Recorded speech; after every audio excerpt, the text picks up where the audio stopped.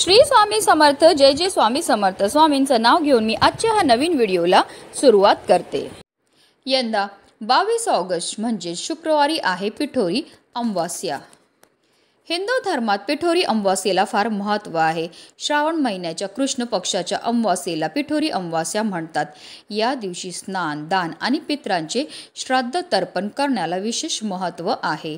मान्यतानुसार या दिवशी पितरांचे श्राद्ध आणि तर्पण केल्याने मनातील सर्व इच्छा पूर्ण होतात। त्याचबरोबर पितरांचा आशीर्वाद प्राप्त होतो आणि जीवनात सुख शांती येते।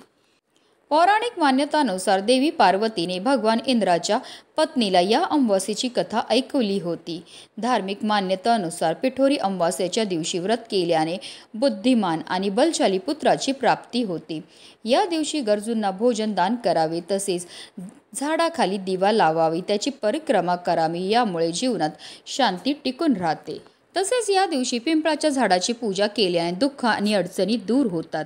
तसेच शनिदेवाची पूजा करणे देखील महत्त्वाचे आहे, कारण अमावास्या तिथी शनिदेवाला समर्पित आहे। पिठोरी अमावास्येच्या दिवशी गंगा नदीत स्नान केल्याने पापापासून मुक्ती मिळते।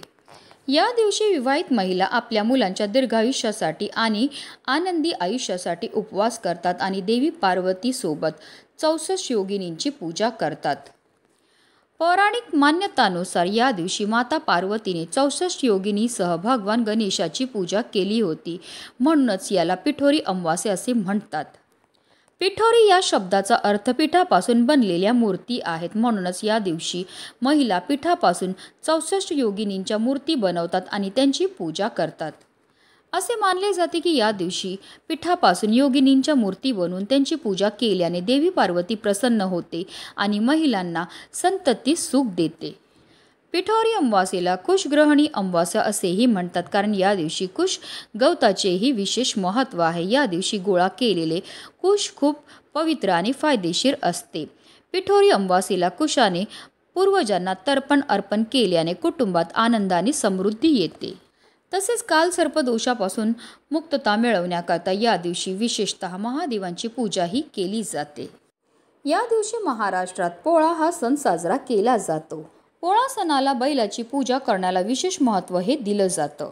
या दिवशी शिव पार्वतीची एकत्रित पूजा केल्याने अखंड सौभाग्याचं वरदान प्राप्त होतं। या दिवशी मातृदिन साजरा केला जातो। या दिवशी दुर्गा देवीसह 64 योगिनींच्या मूर्ती पिठापासून बनवल्या जातात। ज्या घरात गणरायाचं आगमन होतं तिथे पिठोरी अमावास्या केली जाते। अनेक घरात भाताची खीर हा खास नैवेद्य केला जातो। धार्मिक दृष्ट्या हा दिवस अतिशय महत्त्वाचा असल्यामुळे या दिवशी काही प्रभावी उपाय आणि सेवा देखील केल्या जातात।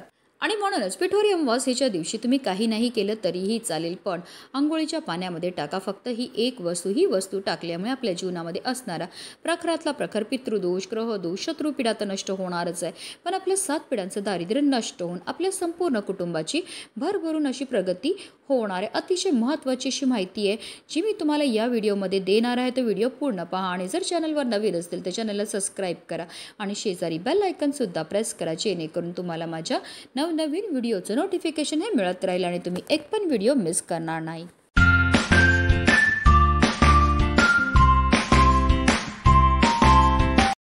आता हा उपाय आपल्याला कधी करायचा तर पिठोरी अमावास्या यावेळेस 2 दिवस आलेली आहे, म्हणजे तुम्ही एकतर पिठोरी अमावास्येच्या दिवशी हा उपाय करू शकतात, अर्थात शुक्रवारी करू शकतात, किंवा शनिवारी म्हणजेच शनी अमावास्येच्या दिवशी सुद्धा हा उपाय जो आहे तो करू शकतात। हा उपाय तुम्ही अगदी लहानातल्या लहान मुलामुलीपासून मोठ्यात मोठ्या प्रत्येकाकरता करायचं आहे।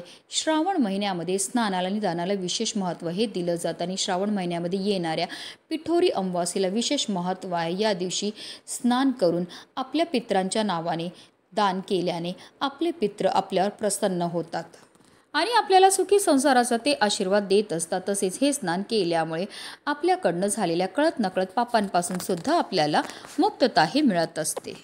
आणि म्हणूनच हा उपाय करण्याकरता आपल्याला पिठोरी अमावास्येच्या दिवशी ब्रह्ममुहूर्तावर उठायचं आहे आणि आपल्याला अंथरुणामध्येच श्रीहरी, विष्णू, माता लक्ष्मी, महादेव, त्याचबरोबर माता पार्वतीचं आणि आपल्या पितरांचं स्मरण करायचं आणि दिवसाला सुरुवात ही करायची। आता तुम्ही आंघोळीला पाणी हे काढायचं। तुम्ही आंघोळी करता थंड किंवा गरम कोणतंही पाणी घेऊ शकतात आणि त्या पाण्यामध्ये सगळ्यात पहिली वस्तू जी आपल्याला टाकायचे ते म्हणजे गंगाजल। गंगाजल टाकून स्नान केल्यामुळे आपल्याला तीर्थक्षेत्री स्नान केल्याचं पुण्य तर प्राप्त होतच होतं, पण आपल्याकडनं झालेल्या कळत नकळत पापांपासून सुद्धा आपल्याला मुक्तताही मिळत असते। तसेच आपल्याला थोडंसं खडेमीठ सुद्धा आंघोळीच्या पाण्यामध्ये टाकायचं आहे। खडेमीठ टाकून स्नान केल्यामुळे आपल्यामध्ये असणारी जेवढी पण नकारात्मकता, इडापिडा, नजरबाधा दूर होण्यामध्ये मदत ही मिळत असते। तसेच खडेमीठ हे माता लक्ष्मीला अतिशय प्रिय, म्हणून त्याला लक्ष्मीकारक असं सुद्धा म्हटलं जातं। कारण माता लक्ष्मीचे दोन भाऊ, एक दाता एक विधाता। दाता म्हणजे मीठ आणि विधाता म्हणजे तुरटी। तसेच आपल्याला चिमूटभर काळे तीळ सुद्धा आपल्या आंघोळीच्या पाण्यामध्ये टाकायचे। तिळांची उत्पत्ती ही श्रीहरी विष्णूंच्या घामापासून झाली होती। तसेच काळे तीळ हे आपल्या पितरांना सुद्धा समर्पित आहेत आणि जेव्हा पण आपण आंघोळीच्या पाण्यामध्ये काळे तीळ टाकतो आणि स्नान करतो तर त्यामुळे आपल्या जीवनामध्ये असणारा प्रखरातला प्रखर पितृदोष, ग्रहदोष, शत्रुपीडा तर दूर होतेच होते, पण त्याचबरोबर आपल्या जीवनामध्ये असणारं जे दारिद्र्य ते सुद्धा दूर होण्यामध्ये मदत ही मिळत असते। कारण तिळांना दारिद्र्यनाशक असं सुद्धा म्हटलं जातं। त्याचबरोबर आपल्याला एक छोटीशी भीमसेनी कापूरची वडी जी असते ती सुद्धा आंघोळीच्या पाण्यामध्ये टाकायची। कारण भीमसेनी कापूर हा नैसर्गिकरित्या बनलेला असतो। त्याच्यामध्ये जे तत्व असतात ते आपल्यामध्ये असणारी जेवढी पण नकारात्मकता, इडापिडा, ग्रहदोष, वास्तुदोष, पितृदोष, दारिद्र्य दूर करण्याकरता अतिशय प्रभावी मानला जातो।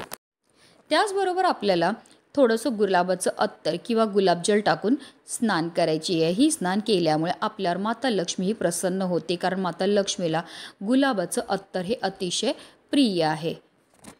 तर या सर्व वस्तू आपल्याला आंघोळीच्या पाण्यामध्ये टाकायच्यात आणि आपल्याला स्नानही करायची आहे। पण बऱ्याचदा लोक चुकीच्या पद्धतीने स्नान करतात, त्यामुळे सुद्धा त्यांना केलेल्या उपायाचं कोणतंही शुभ फळ प्राप्त होत नाही। म्हणून आपल्याला काय करायचं आहे, सर्वप्रथम एक मग पाणी आपल्या उजव्या खांद्यावर टाकायचं, एक मग पाणी आपल्या डाव्या खांद्यावर टाकायचं आणि त्यानंतर आपल्याला संपूर्ण स्नान ही करायची। ही स्नान करताना आपल्याला हर हर गंगे किंवा श्री शिवाय नमस्तुभ्यम किंवा पुरुष असतील तर ओम नमः शिवाय, स्त्रिया असतील तर नमः शिवाय या मंत्राचा जप हा करायचा आहे।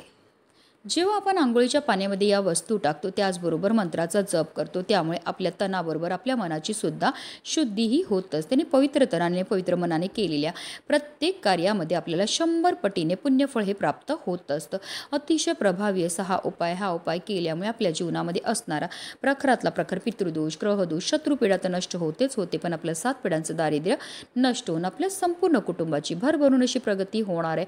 म्हणूनच व्हिडिओ जास्तीत जास्त लोकांपर्यंत शेअर करा। श्री स्वामी समर्थ। जय जय स्वामी समर्थ।